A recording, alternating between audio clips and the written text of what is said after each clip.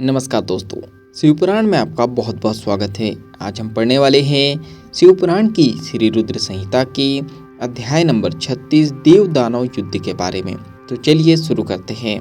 व्यास जी ने सनत कुमार से पूछा, हे ब्रह्मपुत्र, जब भगवान शिव का संदेश लेकर दैत्यराज शंखचूड़ का वह दूत वापस अपने स्वामी शंखचूड़ के पास चला गया, तब क्या हुआ?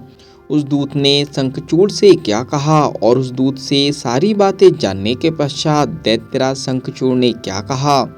हे महर्षि, कृपा करके इस संबंध में मुझे सविस्तार बताइए।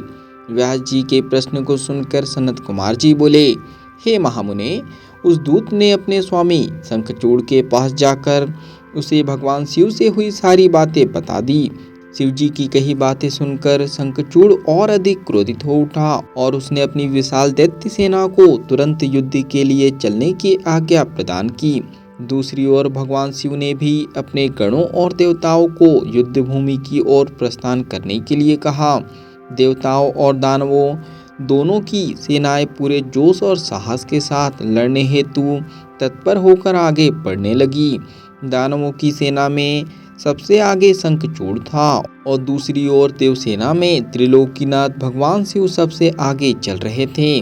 दोनों सेनाएं अपने स्वामियों के जयघोष के साथ आगे बढ़ रही थी। उस समय चारों ओर रणभेरियां बजने लगी थी। कुछ ही समय पश्चात देवता और दैत्य आमने सामने थे। एक दूसरे को अपना घोर शत्रु समझकर दोनों एक दूसरे पर टूट पड़े।